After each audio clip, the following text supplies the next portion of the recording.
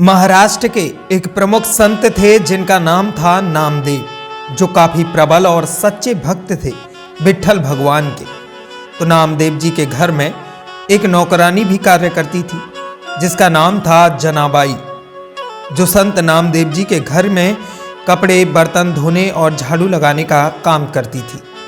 संत नामदेव जी प्रबल संत थे, तो उनके घर में अक्सर निरंतर भगवान विट्ठल की बात और भजन भाव हुआ करते थे। और इसी संगत और भगवत चर्चा के प्रभाव से काम करने वाली नौकरानी के मन में भी भगवान के प्रति भक्ति प्रेम का उद्भव हुआ और वो भी भगवान विट्ठल का नित्य स्मरण करने लगी।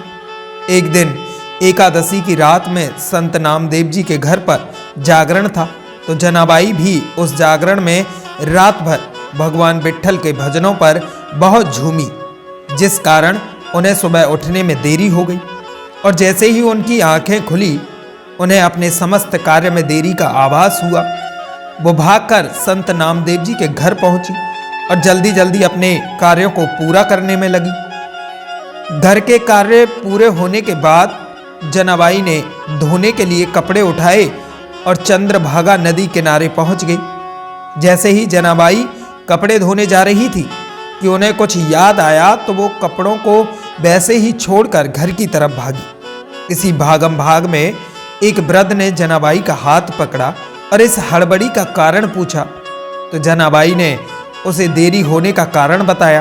तो उस वृद्ध ने जनाबाई से कहा, बेटी तू घर जाके घर का कार्य कर ले, मैं यहाँ तेरे कपड़े धो दूंगी। उस वृद्ध के प्रेम युक्त स्नेहिल वाणी सुनकर जनाबाई मंत्रमुग्ध हो गई और झूमते झूमते चली गई।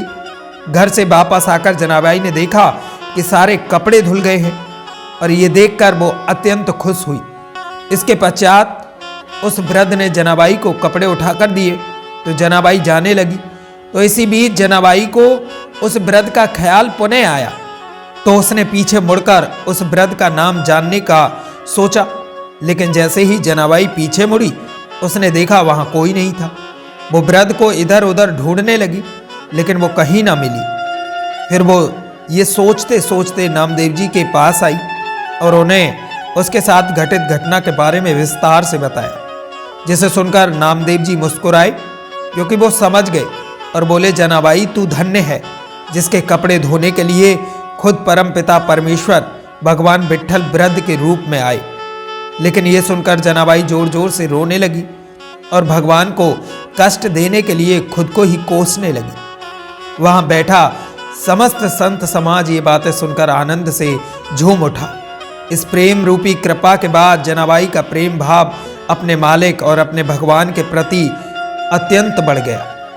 अब तो भगवान भी समय समय पर जनाबाई को दर्शन देकर कृतार्थ करते और जनाबाई अपने विट्ठल के प्रेम में इस कदर डूबी कि वो काम करते समय भी अभंग गाया करती थी।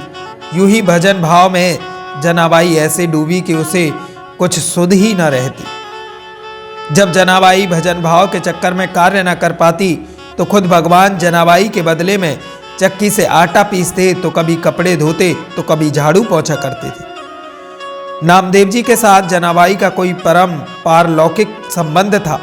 इसलिए संवत 1407 में जब नामदेव जी ने समाधि ग्रहण की, तो उसी दिन कीर्तन करती, नाम रटती, भाव विभोर हुई जनाबाई भी विट्ठल भगवान में विलीन हो गई। एक समय था जब भगवान खुद आते थे अपने भक्त जनाबाई की सेवा करने, लेकिन आजकल ना बहुत गंदा वाला ट्रेंड चल रहा है। लोग कहीं भी धाम में जाते हैं तो बस रील बनाने लगते हैं, अपना फोन यूज करने लग जाते हैं। इसमें कोई गलत बात नहीं है, लेकिन जब तक आप मंदिर प्रांगण में हैं तब तक तो ना ही करें। मंदिर में बस जिसके लिए आप आए हैं उसके साथ समय बिताइए, उसे निहारिए, उससे बातें करिए, क्योंकि वहाँ के प्रशासन द्वारा शायद आपको उस मालिक के सामने 20 सेकंड या ज़्यादा से ज़्यादा 1 मिनट ही मिलने वाला है। उसे ना गंवाएं, क्योंकि वहाँ जो बैठा है ना, वो हमारे भाव का भूखा है, ना हमारे प्रसाद का भूखा है, ना ही हमारे द्वारा दिए गए चंद दान का। उसके प्रेम में कोई छोटा बड़ा नहीं, सभी समान है। दोस्तों, आपको ये स्टोरी कैसी लगी हमें कमेंट करके ज़रूर बताएं। साथ ही हमारे चैनल को सब्सक्राइब कर बेल आइकन दबाएं।